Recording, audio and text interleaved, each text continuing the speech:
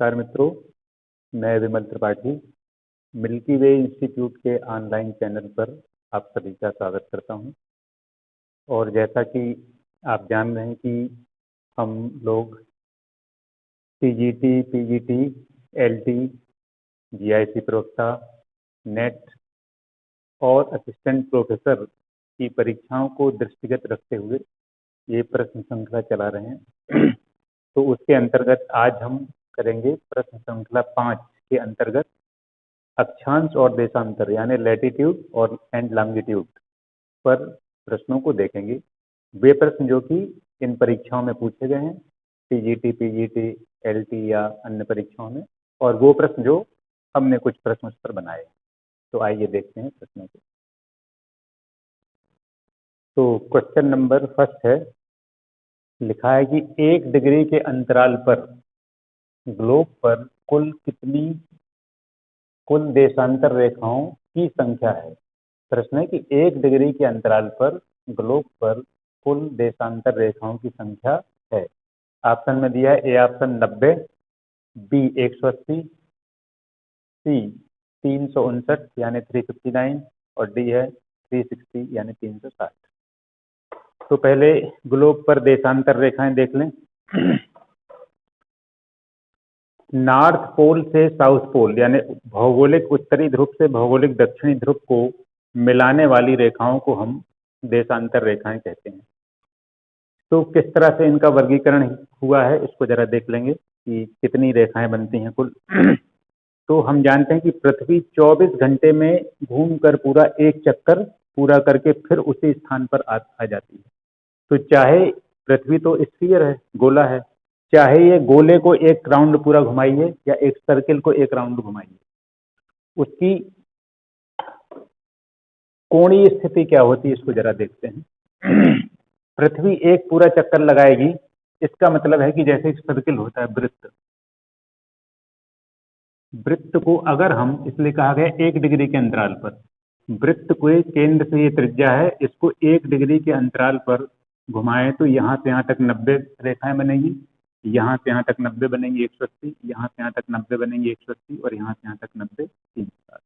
क्योंकि 1 डिग्री के अंतराल पर 360 कोण बनेंगे, 360 कोण, यानी 1 डिग्री के अंतराल पर 360 रेखाएं तैयार होंगी।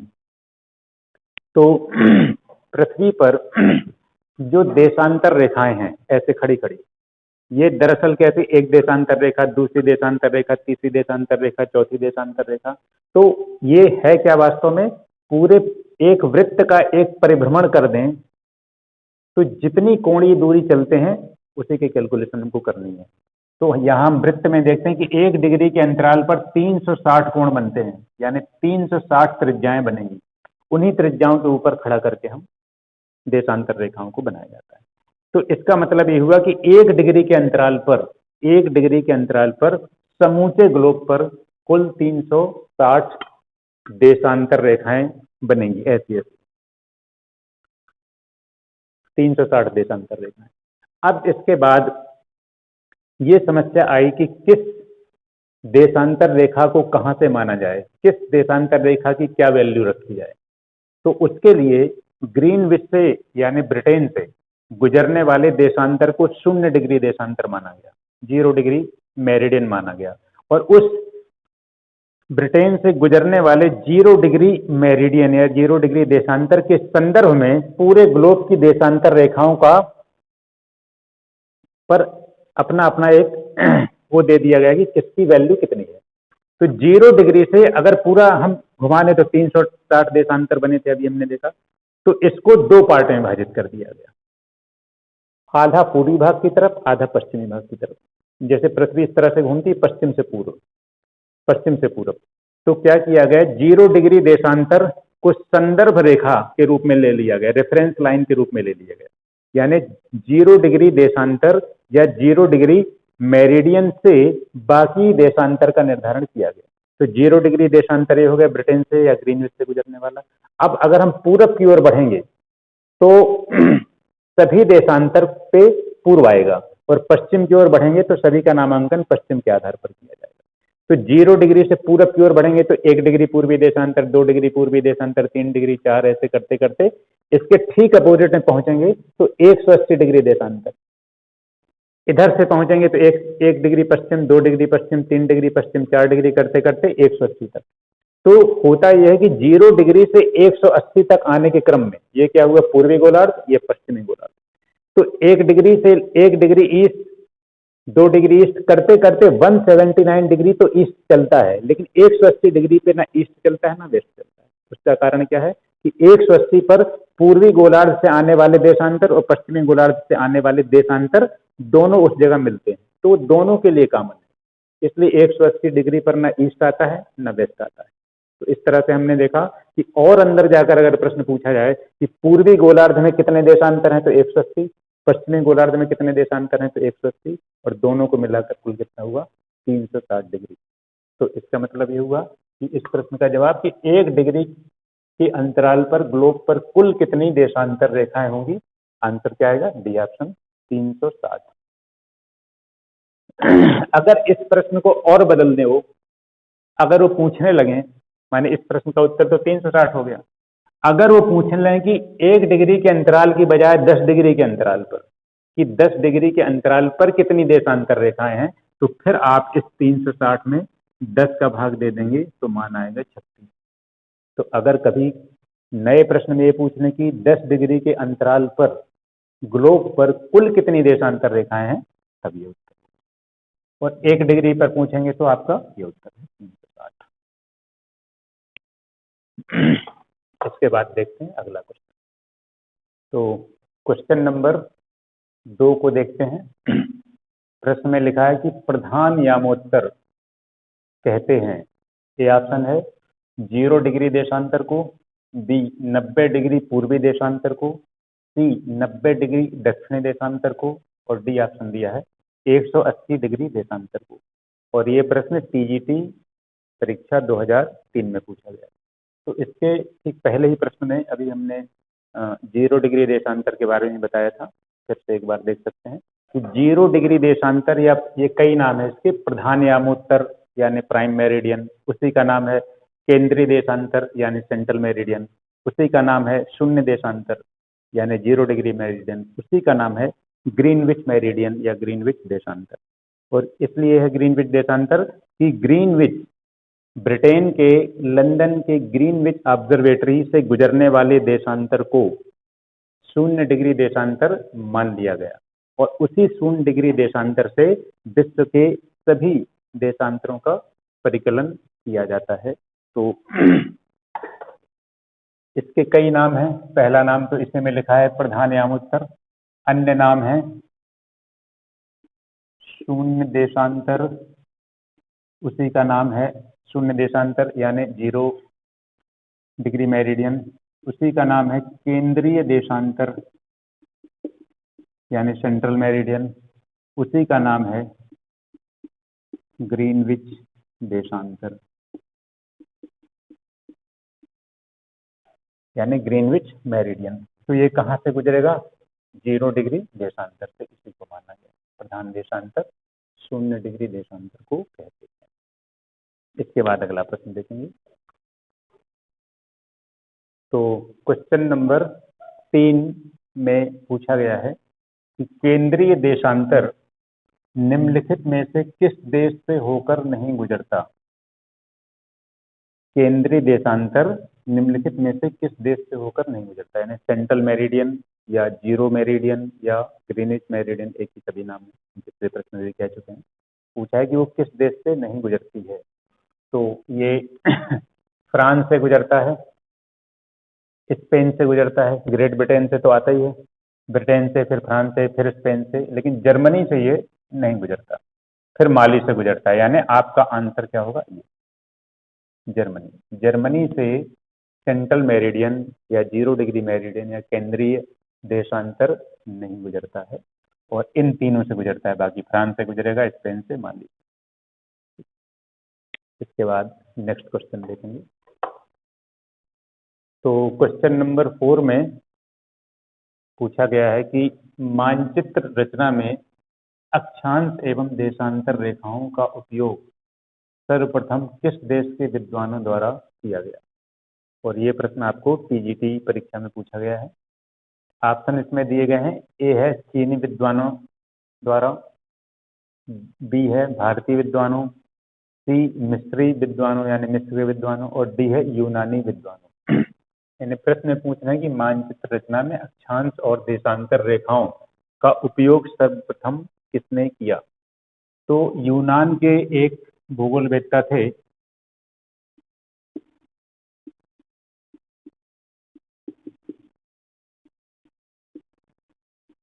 उनका नाम था हिपार्कस। हिपार्कस उन्होंने सबसे पहले अक्षांश और देशांतर रेखाओं की रचना की थी सबसे पहले, और उसके लिए उन्होंने एस्ट्रोलैब नामक यंत्र बनाया।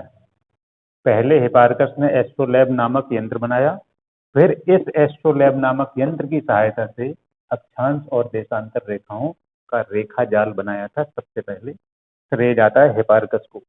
तो ये थे यूनान के। इसलिए आपका आंसर क्या होगा? ए ऑप्शन में दिया है चीनी भूगोल, चीनी विद्वान, ये गलत। भारतीय विद्वान, ये गलत। मिस्री विद्वान, ये गलत। यूनानी विद्वानों द्वारा, तो ये सही है।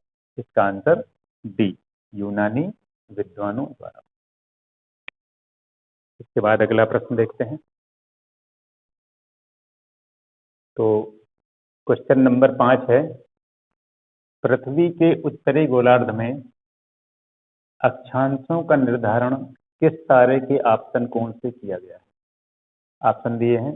ए ऑप्शन है प्रॉक्सिमा सेंटारी, बी ऑप्शन है सूर्य, सी ऑप्शन है सीरियस, और डी ऑप्शन है ध्रुव तारा यानी पोलारिस या पोल स्टार। तो प्रश्न में कहा गया कि पृथ्वी के उत्तरी गोलार्ध में अक्षांशों का निर्धारण किस तारे के आपतन कोण से किया गया है?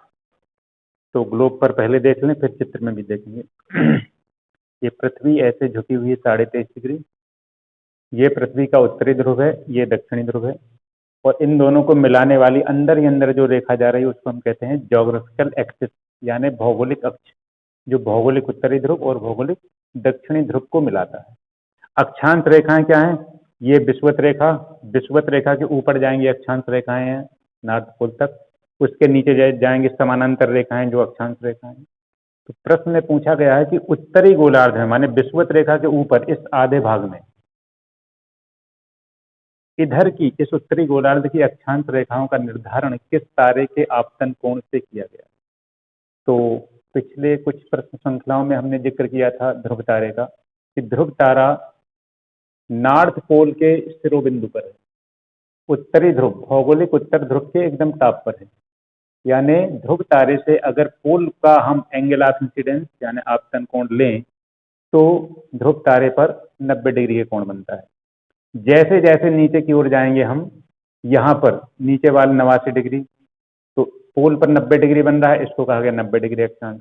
इधर जाएंगे 89 डिग्री, इस पर बन रहा है 89 डिग्री का एंगल ऑफ इंसिडेंस यानी आपतन कोण, यहाँ पर बनता है, तो इसको कहा गया 89 डिग्री अक्षांश।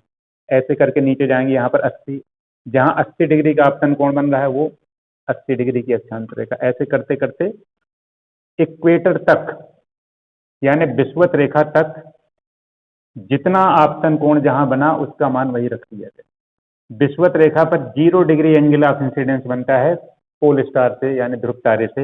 एंगल ऑफ इंसिडेंस में आपतन कोण, तो विषुवत रेखा पर 0 डिग्री आपतन कोण बनता है, तो इसका मान रखा गया 0 डिग्री यानी विषुवत रेखा। इसके आप नीचे दक्षिणी गोलार्ध में जाएंगे तो दक्षिणी गोलार्ध में चूंकि ध्रुव तारे की किरण पहुंचेगी ही नहीं, कारण क्या है? इसके कर्वेचर के कारण है विषुवत रेखा के आगे ये पृथ्वी ऐसे नीचे की ओर, इसका झुकाव ऐसे नीचे की तरफ हो जाता है, तो पोल स्टार से आने वाली किरण ऐसे यहीं से पास होकर आगे बढ़ जाती है। तो उत्तरी गोलार्ध, सिर्फ उत्तरी गोलार्ध के अक्षांशों का निर्धारण किया जा सकता था पोल स्टार से या ध्रुव तारे से। अगर यहाँ चित्र लेकर देखना चाहेंगे तो चित्र ऐसे बनेगा। ये पृथ्वी का अक्ष ऐसे झुका है नॉर्थ साउथ, ये इक्वेटर है 0, इधर ये सब अक्षांश बनेंगे, मान लीजिए 10 डिग्री नॉर्थ, 20 डिग्री नॉर्थ ऐसे करके ऊपर तक 80 डिग्री नॉर्थ ऐसे बनेंगे। यहाँ पर पोल स्टार है, तो यहाँ से आने वाला एंगल ऑफ इंसिडेंस अलग जगह पर अलग अलग कोण बनते हैं। मैक्सिमम 0 डिग्री तक इसका कोण बनेगा, क्योंकि किरण अधिकतम, ध्रुव तारे की किरण अधिकतम 0 डिग्री तक आएगी, इसके नीचे जाएगी ही नहीं, क्योंकि ये किरण आगे निकल जाएगी। 1 डिग्री नॉर्थ तक उसकी किरण पहुंचेगी नहीं। तो सिर्फ उत्तरी गोलार्ध में ध्रुव तारे से अक्षांशों का निर्धारण किया गया। तो आंसर आप देख लीजिए क्या दिया। ऑप्शन ए में प्रॉक्सिमा सेंटारी गलत, सूर्य गलत, सीरियस गलत, ध्रुव तारा यानी पोल स्टार। अगला प्रश्न देखेंगे इसके बाद। तो क्वेश्चन नंबर 6 में है कि 1 डिग्री देशांतर को पार करने में पृथ्वी कितना समय लेती है। 1 डिग्री देशांतर को पार करने में पृथ्वी कितना समय लेती है, ये क्वेश्चन पूछा गया है पीजीटी परीक्षा 2005 में, संभवतः 2005 में, 2000। हाँ, तो अब इसके बाद ऑप्शन में देखिए, ए ऑप्शन है 2 मिनट, बी 24 घंटा, सी 4 मिनट और डी है 5 मिनट। तो इसकी कैलकुलेशन करके देख लेते हैं, उसके बारे में और भी जानकारी आपको मिल जाएगी और प्रश्न में क्लियरिटी आ जाएगी कैसे हम इसको निकालते हैं, क्योंकि प्रश्न आगे बदल भी सकते हैं, तो कैलकुलेशन के थ्रू आप उसको निकाल सकते हैं। तो जैसे अभी हमने पिछले प्रश्न में डिस्कस करते हुए बताया था कि ग्लोब पर, पूरे ग्लोब पर 1 डिग्री के अंतराल पर कुल 360 देशांतर रेखाएं, इसीलिए जब भी प्रश्न पूछेंगे आपसे देशांतर जरूर मेंशन करेंगे कि जैसे इन्होंने कहा कि 1 डिग्री देशांतर को पार करने में पृथ्वी को कितना समय लगता है, तो उसको जरूर मेंशन करेंगे। तो अभी पिछले प्रश्न में हमने देखा था कि ग्लोब पर कुल 360 देशांतर रेखाएं हैं, एक बात। दूसरी बात, पिछली प्रश्नों में, प्रश्न श्रृंखलाओं में हमने एक बात और बताई है और आप जानते भी हैं उसको, कि पृथ्वी 24 घंटा में एक पूरा चक्कर लगा लेती है, यानी पृथ्वी को 360 देशांतर पार करने में या रन करने में 24 घंटे का समय लगता है। इसी से हम निकालेंगे। तो 24 घंटे पार करने में लगा समय, या 24 घंटे समय में पृथ्वी 360 देशांतर, पूरा एक चक्कर घूम जाती, 360 देशांतर रन कर जाती है। इसका मतलब 1 घंटे में कितना चलेगी, 360 बटे 24, 15 डिग्री देशांतर, यानी 1 घंटे में पृथ्वी 15 डिग्री देशांतर चलती है। या ये हम कह सकते हैं कि 15 डिग्री देशांतर की जो स्ट्रिप है, पट्टियां हैं, उनमें 1 घंटे का अंतर होता है। तो 1 घंटे में पृथ्वी चली 15 डिग्री देशांतर। इन्होंने पूछा 1 डिग्री देशांतर का समय कितना है, तो इसको थोड़ा और मिनट में ले जाते हैं। 1 घंटा बराबर होता है 60 मिनट, यानी 60 मिनट बराबर 15 डिग्री देशांतर, यानी 60 मिनट में 15 डिग्री देशांतर चलते हैं। तो हमें चाहिए 1 डिग्री देशांतर, तो इसलिए क्या होगा, 1 डिग्री देशांतर में कितना समय लगेगा, 15 का इधर भाग होगा, 60 बटे 15 यानी कितना आएगा, 4 मिनट। 4 मिनट बराबर 1 डिग्री देशांतर, यानी पृथ्वी को 1 डिग्री देशांतर आगे बढ़ने के लिए 4 मिनट का समय चाहिए, या 4 मिनट का समय लगता है। तो इसमें उन्होंने 1 डिग्री देशांतर पर पूछा है। आगे किसी प्रश्न पर एक पूछ सकते हैं 1 घंटे में कितना समय लगता है, कितना 1 घंटे में पृथ्वी कितना देशांतर आगे बढ़ती है, या और भी तरह के प्रश्न पूछ सकते हैं। तो इस कैलकुलेशन से आप किसी भी प्रश्न को निकाल सकते हैं। तो इसका आंसर क्या होगा, ए ये गलत है, बी गलत है, ये सी आंसर सही होगा, 4 मिनट। अगला क्वेश्चन देखेंगे इसके बाद। तो क्वेश्चन नंबर 7 में लिखा है कि अंतरराष्ट्रीय तिथि रेखा कौन सी मानी गई है। अंतरराष्ट्रीय तिथि रेखा कौन सी मानी गई है, ये क्वेश्चन टीजीटी एग्जाम में पूछा गया है और ऑप्शन दिए हैं 0 डिग्री देशांतर, बी 23.5 डिग्री देशांतर, सी 0 डिग्री देशांतर और डी 180 डिग्री देशांतर। तो ये प्रश्न सरल है, लेकिन अंतरराष्ट्रीय तिथि रेखा पर बहुत से प्रश्न पूछे जाते हैं जो कठिन बनते हैं कि खासतौर पर इंटरनेशनल डेट लाइन को पार करते समय क्या परिवर्तन करते हैं। तो वो प्रश्न कठिन होते हैं। ये हालांकि सिंपल ही प्रश्न है, फिर भी इसके बारे में कुछ जानकारी ले लेते हैं। तो 1884 में अमेरिका की राजधानी वाशिंगटन डीसी में एक अंतर्राष्ट्रीय कांग्रेस का सम्मेलन किया गया और वहां पर जीएमटी यानी ग्रीनविच मीन टाइम का निर्धारण किया गया और अंतर्राष्ट्रीय तिथि रेखा का निर्धारण किया गया। तो जीएमटी ग्रीनविच मीन टाइम का निर्धारण तो किया गया ब्रिटेन से 0 डिग्री से, और अंतरराष्ट्रीय तिथि रेखा का निर्धारण किया गया इसके ठीक अपोजिट यानी 180 डिग्री। दोनों के अपने अपने पर्पज अलग थे और एक तरह से एक ही उद्देश्य की पूर्ति के लिए दोनों को किया गया था।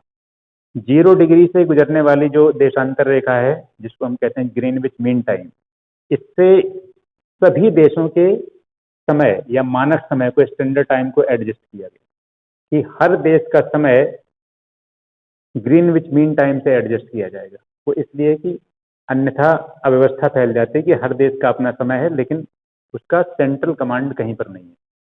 तो इसलिए सारे देशों के समय को व्यवस्थित करने के लिए एक आवश्यकता थी, तो उसमें निर्धारण किया गया जीएमटी का, ग्रीनविच मीन टाइम का। तो जीएमटी का जो उद्देश्य था वो क्या था कि सभी देशों के समय को यहां से निर्धारित करना।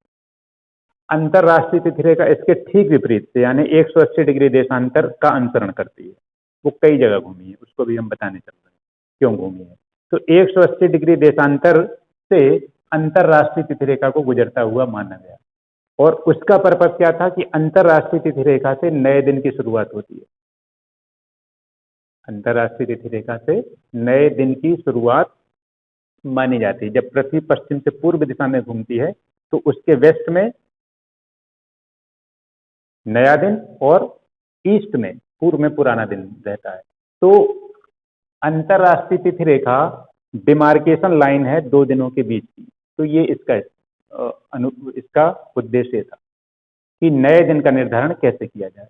तो उस पर्पज से अंतरराष्ट्रीय तिथि रेखा का निर्धारण किया गया और उसका निर्धारण किया गया 180 डिग्री देशांतर से।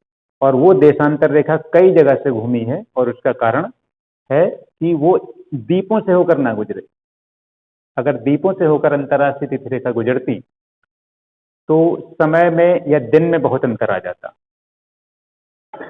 और वो इस तरह से अंतर आता कि अगर मान लीजिए जैसे एक द्वीप है, अंतरराष्ट्रीय तिथि रेखा ऐसे आ रही तो बीच में से निकल गई।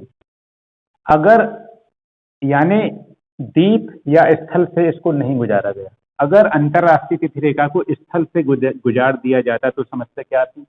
ऐसे में तो ये रहता कि अंतरराष्ट्रीय तिथि रेखा के इधर यानी पश्चिम में नया दिन और पूरब में पुराना दिन, अगर ये स्थल खंड से गुजर जाती तो इसी द्वीप पर इस तरफ नया दिन होता, इस तरफ पुराना दिन होता, तो प्रशासनिक रूप से बड़ी समस्या खड़ी होती। इसलिए अंतरराष्ट्रीय तिथि रेखा को कई जगह से मोड़ा गया है ताकि वो स्थल खंड से होकर न गुजरे। तो प्रश्न में जो पूछा गया आपसे कि अंतरराष्ट्रीय तिथि रेखा कौन सी मानी गई है, तो आंसर आपका क्या होगा, डी ऑप्शन 180 डिग्री देशांतर।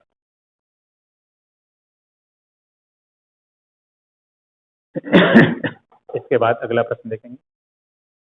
तो क्वेश्चन नंबर 8 लिखा है, अधिकांश देश अपना मानक समय सुनिश्चित करते हैं। अधिकांश देश अपना मानक समय यानी स्टैंडर्ड टाइम सुनिश्चित करते हैं। ऑप्शन दिया है देश की देशांतर रेखा से, बी देश की अक्षांश रेखा से, सी है देश की मध्यवर्ती देशांतर रेखा से, और डी है उपर्युक्त सभी से। ये प्रश्न पीजीटी का प्रश्न है, पीजीटी में पूछा गया था। तो इसके बारे में समझने की, कोई भी देश जो होता है, देश में जो स्टैंडर्ड टाइम बनाया जाता है, स्टैंडर्ड टाइम जोन बनाया जाता है, उसकी दो शर्तें हैं कि वो देशांतर एक तो देश के लगभग मध्यवर्ती भाग से गुजरे, पहली शर्त है कि मध्यवर्ती भाग से गुजरे, जिससे कि वह समय पूरे देश का प्रतिनिधित्व कर सके। अगर देशांतर को किसी एक सिरे से निकाल दिया जाए तो उस सिरे का टाइम में तो एक्यूरेसी रहेगी। जैसे भारत में अगर अरुणाचल प्रदेश से निकाल दिया जाए, आसाम से निकाल दिया जाए, तो वहां के समय में तो एक्यूरेसी रहेगी, लेकिन वहां से जितने ही दूर हम जाएंगे समय में गड़बड़ी पैदा होती जाएगी, माने वो एक्यूरेसी से उतना ही दूर हो जाएगा समय। तो पहली शर्त यह है कि वह देशांतर रेखा उस देश के मध्यवर्ती भाग से होकर गुजरे, और दूसरी उसकी शर्त है कि वह देशांतर 7.5 से विभाजित हो, 7.5 से विभाजित हो। और ये कारण क्यों है? क्योंकि अभी कुछ प्रश्न में हमने आपको चीजें बताई थी कि पृथ्वी जो है वो 1 घंटे में 15 डिग्री देशांतर रन करती है। तो इसलिए इसको क्या लिया गया? 7.5 डिग्री, 7.5 से विभाजित। तो 7.5 से विभाजित होगा तो आप देख सकते हैं 1 घंटा बराबर 15 डिग्री, तो आधा घंटा यानी 30 मिनट बराबर 7.5 डिग्री देशांतर। इसका तात्पर्य है कि अगर वह देशांतर, उस देशांतर का मूल्य 7.5 डिग्री होगा तो 30 मिनट का अंतर आएगा, अर्थात कैलकुलेशन में सुविधा रहेगी, एक्यूरेसी भी बनी रहेगी पहली चीज से, और 7.5 से विभाजन करने पर एक्यूरेसी के साथ साथ कैलकुलेशन में आसानी रहेगी।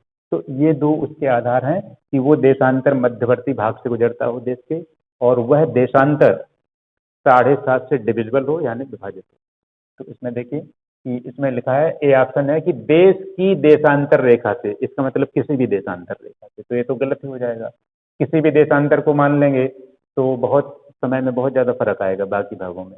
दूसरा लिखा है बी ऑप्शन, देश की अक्षांश रेखा से, इससे तो किया ही नहीं जाता, अक्षांश रेखा से स्टैंडर्ड टाइम बनता ही नहीं है। सी है देश की मध्यवर्ती देशांतर रेखा से, ये सही होगा सी ऑप्शन, देश की मध्यवर्ती देशांतर रेखा से किसी भाग के, किसी देश के मानक समय का निर्धारण किया जाता है। इसके बाद देखेंगे नेक्स्ट क्वेश्चन। तो क्वेश्चन 9 है, अंतरराष्ट्रीय तिथि रेखा 180 डिग्री देशांतर से थोड़ा विचलित है। अंतरराष्ट्रीय तिथि रेखा 180 डिग्री देशांतर से थोड़ा विचलित है, जिससे यह समान प्रशासन के अंतर्गत स्थित द्वीप समूहों को विभाजित नहीं करती। ये ऑप्शन है। बी ऑप्शन है, प्रशांत महासागर को 2 बराबर भागों में बांटती है। सी है, बेरिंग कटक को विभाजित नहीं करती। और डी ऑप्शन है, समान प्रशासनिक स्थलखंड को बांटती है। तो अभी पिछले प्रश्नों में ही हमने अंतरराष्ट्रीय तिथि रेखा के बारे में बताया था। अंतरराष्ट्रीय तिथि रेखा 180 डिग्री का अनुसरण करती है, लेकिन पूरी तरह से 180 डिग्री पर अध्यारोपित या सुपर इम्पोज नहीं है, वो जगह जगह विचलित है। जैसे यहाँ बेरिंग सागर से या बेरिंग कटक को पार करके आगे बढ़ती है, फिर ये इधर से मुड़ गई है, फिर आगे जाकर कई इसमें मोड़ है। तो इसके मुड़ने का मूल कारण क्या है?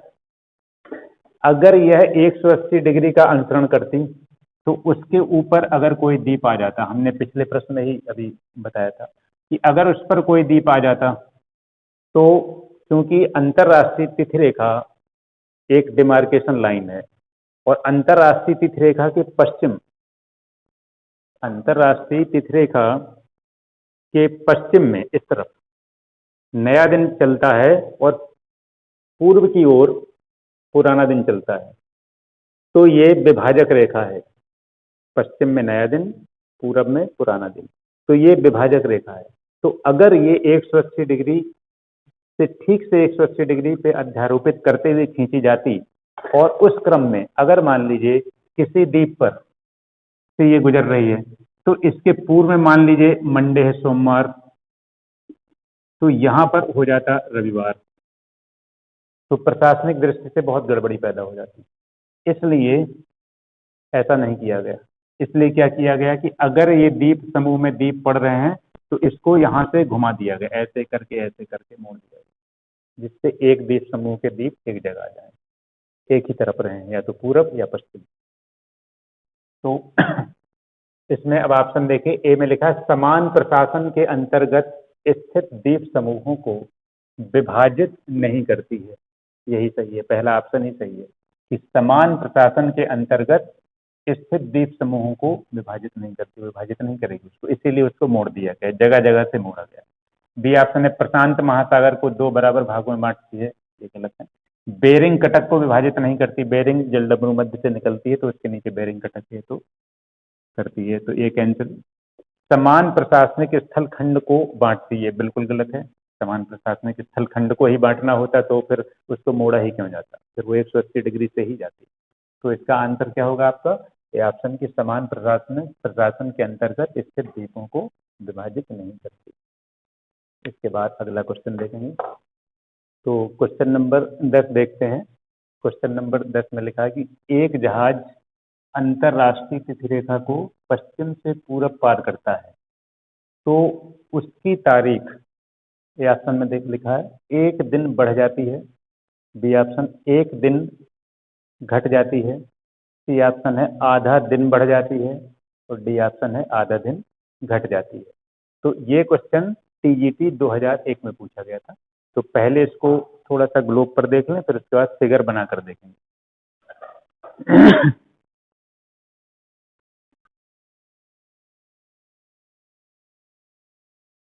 पृथ्वी जैसे पश्चिम से पूर्व दिशा में ऐसे घूमती है, और पिछले कुछ प्रश्नों में भी हमने बताया था कि अंतरराष्ट्रीय तिथि रेखा ये इस तरह से यहाँ बेरिंग जलडमरू मध्य से जाती है और कई जगह पर ये विचलित है। तो पृथ्वी के पश्चिम से पूरब घूर्णन के कारण, और एक चीज और बताई थी कि ये डिमार्केशन लाइन है, सीमांकन रेखा है नए और पुराने दिन के बीच की, यहीं से नया दिन खुलता है अंतरराष्ट्रीय तिथि रेखा से। तो ये डिमार्केशन लाइन है, सीमांकन रेखा है, इसलिए इधर वाला अलग दिन होगा, उसके पश्चिम में अलग दिन, पूरब में अलग दिन। तो चूंकि पृथ्वी पश्चिम से पूरब घूमती है, इसलिए अंतरराष्ट्रीय तिथि रेखा के पश्चिम नया दिन रहता है और पूरब में पुराना दिन रहता है। तो उस तरह से अभी हम जहाज को पार करके देखते हैं कि क्या परिवर्तन किए जाएंगे।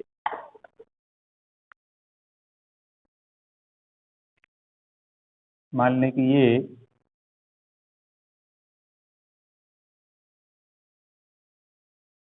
अंतरराष्ट्रीय तिथि रेखा है, ये इसके इस तरफ हुआ पश्चिम, और अंतरराष्ट्रीय तिथि रेखा के उस तरफ का भाग हुआ पूर्व। तो अभी हमने बताया कि अंतरराष्ट्रीय तिथि रेखा के पश्चिम में नया दिन होता है और पूर्व में पुराना दिन होता है। तो अगर पश्चिम में यहाँ पर सोमवार है, इसका मतलब पूर्व की दिशा में पुराना दिन 1 दिन पहले वाला होगा रविवार। अब किसी नाविक को कहा गया है कि एक जहाज अंतरराष्ट्रीय तिथि रेखा को पश्चिम से पूरब, यानी इस डायरेक्शन से इस डायरेक्शन में जाएगा, पश्चिम से पूरब पार करता है, तो उसकी तारीख में क्या परिवर्तन होगा। जब ये पश्चिम से पूरब जाएगा तो इधर से इधर गया, यानी पहले ये सोमवार की स्थिति में था, और जब इंटरनेशनल डेट लाइन या अंतरराष्ट्रीय तिथि रेखा को पार करेगा तो इधर पहुंचेगा, इधर उसको मिलेगा रविवार। यानी वो जब पश्चिम से पूरब जाएगा अंतरराष्ट्रीय तिथि रेखा को पार करते हुए, तो 1 दिन की वो कमी करेगा। अब ऑप्शन में देखते हैं। ऑप्शन में लिखा है 1 दिन बढ़ जाता है, ये गलत। अगला है 1 दिन घट जाती है, यही सही होगा, ये आंसर। और सी में लिखा है आधा दिन घट जाती है, ये तो संभव ही नहीं है कहीं से कि अगर कोई व्यक्ति सोमवार पर है तो आधा दिन क्या घटाएगा, कि आधा रविवार करेगा कि आधा सोमवार करेगा। तो ये तो बिल्कुल पूरी तरह गलत है, ये दोनों आंसर गलत हैं। तो आंसर क्या होगा, 1 दिन घट जाता है। इसी तरह अगर अगला प्रश्न आए कि कोई नाविक पूरब से पश्चिम आता है तो फिर वो दिन को बढ़ाएगा। तो आपका आंसर क्या सही होगा, बी ऑप्शन, 1 दिन घट जाती है। इसके बाद देखते हैं नेक्स्ट क्वेश्चन। तो क्वेश्चन नंबर 11 है, निम्नलिखित कथनों पर विचार कीजिए एवं नीचे दिए गए कूटों से सही उत्तर का चयन कीजिए। तो पहला स्टेटमेंट यानी पहला कथन दिया है इसमें, सर्वाधिक समय कटिबंध या टाइम जोन कनाडा में है। और स्टेटमेंट नंबर 2 यानी कथन नंबर 2 दिया है, भारतीय मानक समय ब्रैकेट में लिखा IST यानी इंडियन स्टैंडर्ड टाइम, 81.5 डिग्री पूर्वी देशांतर से गुजरता है। फिर कूट दिए हैं कि सिर्फ ए में है, सिर्फ फर्स्ट सही है, बी ऑप्शन है सिर्फ सेकंड सही है, सी ऑप्शन है फर्स्ट व सेकंड दोनों सही हैं, और डी ऑप्शन है ना तो फर्स्ट सही है ना ही सेकंड सही है। तो दोनों कथन, पहले दोनों के कथनों की सत्यता की जांच करते हैं कि दोनों सही हैं कि एक सही है कि दोनों सही हैं कि दोनों गलत है। पहला दिया सर्वाधिक समय कटिबंध या टाइम जोन कनाडा में है, ये गलत है क्योंकि सबसे ज्यादा टाइम जोन रसिया में, रूस में है। उसका देशांतरी विस्तार लगभग 152 डिग्री है, बहुत बड़ा देश है, बहुत ज्यादा देशांतरी विस्तार है। उस कारण से वहां पर 11 टाइम जोन है, जबकि कनाडा में 6 टाइम जोन ही है। तो ये पहला स्टेटमेंट गलत हो गया। दूसरा लिखा है भारतीय मानक समय यानी इंडियन स्टैंडर्ड टाइम, चार्ट में IST 81.5 डिग्री पूर्वी देशांतर से गुजरता है। ये लाइन ठीक से पढ़िए, ये गलत है क्योंकि इंडियन स्टैंडर्ड टाइम 81.5 डिग्री पूर्वी नहीं बल्कि 82.5 डिग्री ईस्ट यानी 82.5 डिग्री पूर्वी देशांतर से होकर गुजरता है। 82.5 डिग्री ईस्ट लिखिए या पूर्वी लिखिए, एक ही बात है। 82.5 डिग्री पूर्वी देशांतर से होकर गुजरता है। सिर्फ 1 डिग्री कम कर दिया गया इससे, तो ये गलत हो जाएगा। तो अगर यहाँ पर 82.5 लिखा होता तब ये लाइन सही होती, यानी ये दूसरा, पहला स्टेटमेंट भी गलत है और दूसरा स्टेटमेंट भी गलत है, दोनों कथन गलत हैं। यानी आपका आंसर क्या होगा? डी ऑप्शन, ना तो फर्स्ट सही है ना ही सेकंड सही है, डी ऑप्शन आपका उत्तर होगा। अगला प्रश्न देखते हैं। तो क्वेश्चन नंबर 12 है, समुद्री जहाज निम्नलिखित में से किस मार्ग का अनुसरण करते हैं? समुद्री जहाज निम्नलिखित में से किस मार्ग का अनुसरण करते हैं? ऑप्शन दिए हैं, ए ऑप्शन है अक्षांशीय मार्ग, बी है देशांतरीय मार्ग, सी है अक्षांशीय व देशांतरीय दोनों मार्ग से, और डी है बृहद वृत्त मार्ग से। तो इसके लिए थोड़ा ग्लोब पर देखते हैं। अगर मान लीजिए एक नाविक इस स्थान पर है और उसको इस स्थान पर पहुंचना है, इस स्थान पर है और इस स्थान पर पहुंचना है, यानी हम ये यहां से देख सकते हैं कि अगर वो कनाडा के दक्षिणी पश्चिमी छोर पर है और उसे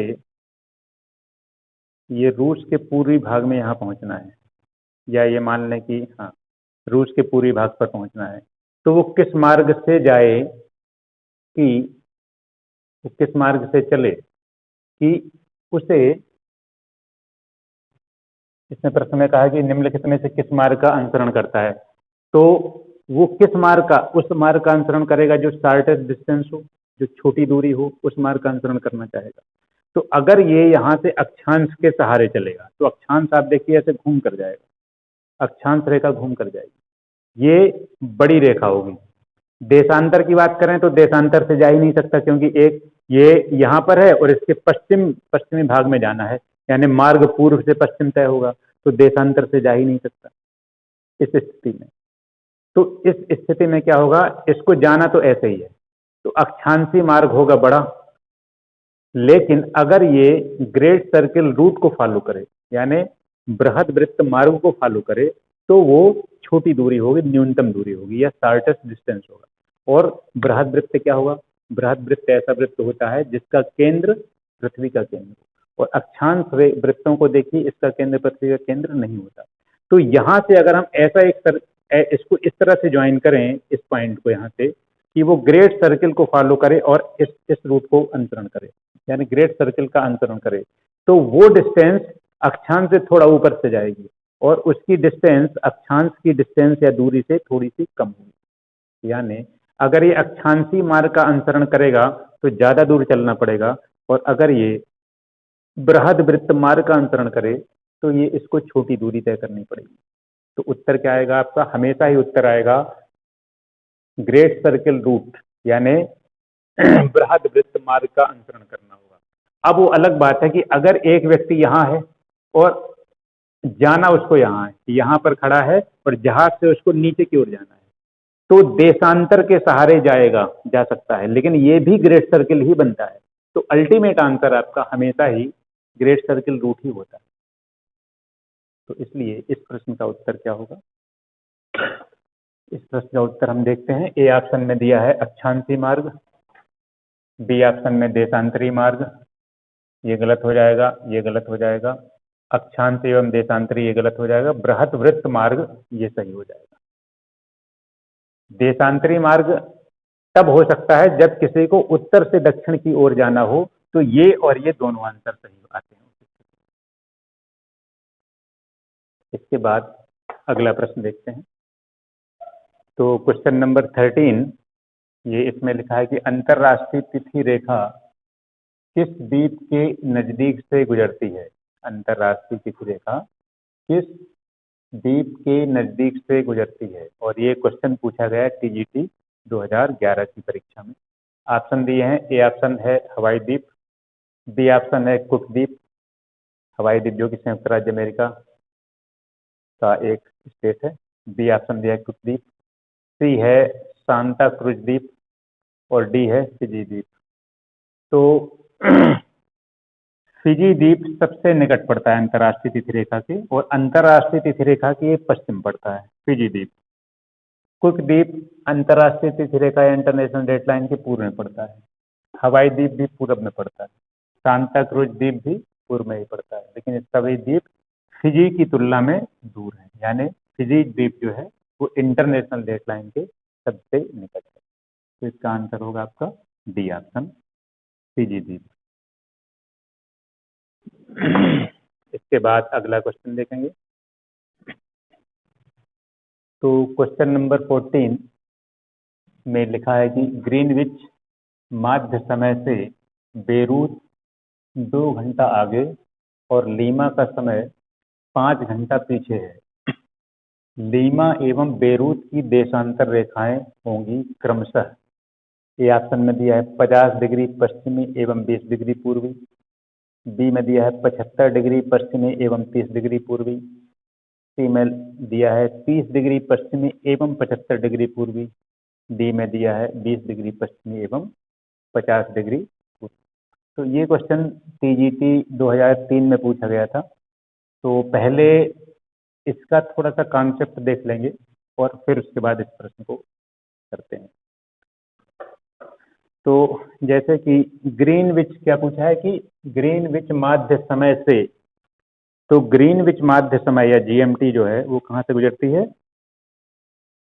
ब्रिटेन के लंदन के ग्रीनविच ऑब्जर्वेटरी से, और वहीं से जीएमटी यानी ग्रीनविच मीन टाइम माना गया, और वहीं से सभी देशों के समय को, मानक समय को निर्धारित या समायोजित किया गया। तो जीएमटी से अगर हम पूरब की ओर बढ़ेंगे या आगे की ओर बढ़ेंगे तो समय बढ़ता जाएगा, और जीएमटी से अगर पीछे की ओर जाएंगे या पश्चिम की ओर जाएंगे तो समय घटता जाएगा। जैसे भारत जीएमटी से आगे है, 82.5 पूर्वी देशांतर इसकी स्थिति है, इंडियन स्टैंडर्ड टाइम का जो देशांतर है। तो वो इसीलिए 5.5 घंटे आगे चलता है, क्योंकि वो जीएमटी से पूर्व दिशा में है, इसलिए भारत का मानक समय आगे चलता है। जो देश इससे पीछे उनका मानक समय पीछे चलता है।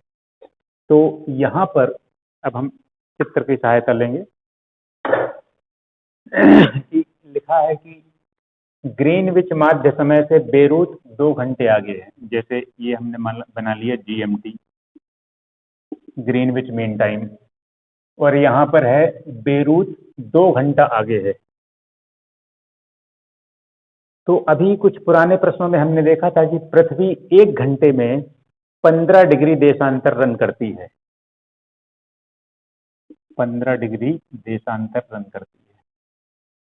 तो ये तो हुआ 0 डिग्री जीएमटी, और बेरूत 2 घंटे आगे है, 2 घंटे आगे है, यानी 15 गुणित 2, 1 घंटे में 15 डिग्री आगे चलती है, तो 2 घंटे में 15 गुणित 2 माने 30 डिग्री देशांतर आगे की ओर होगा। माने बेरूत का जो देशांतरीय मान होगा वो क्या होगा? 30 डिग्री और आगे है इसलिए ईस्ट यानी पूर्व। आगे लिखा है लीमा का समय 5 घंटा पीछे है, यानी हम जीएमटी से पीछे की ओर जाएंगे तब हमें लीमा की स्थिति मिलेगी। कितना पीछे जाएंगे?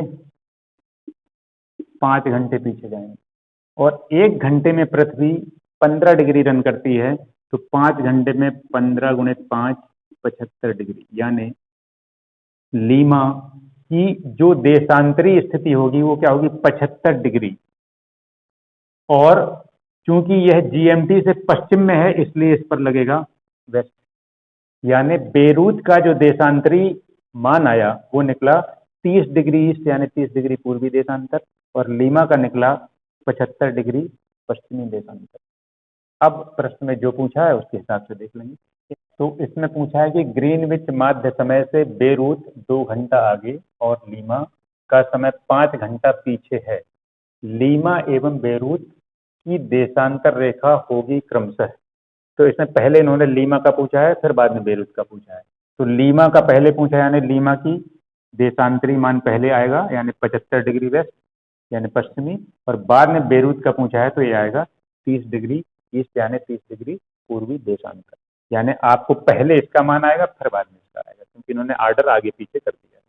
तो इसमें देखिए 50 डिग्री पश्चिमी एवं 20 डिग्री पूर्वी देशांतर गलत हो जाएगा। अगला दिया है 75 डिग्री पश्चिमी एवं 30 डिग्री पूर्वी, ये सही हो जाएगा, क्योंकि पहले लीमा का मान देखना है फिर बाद में बेरूत का मान।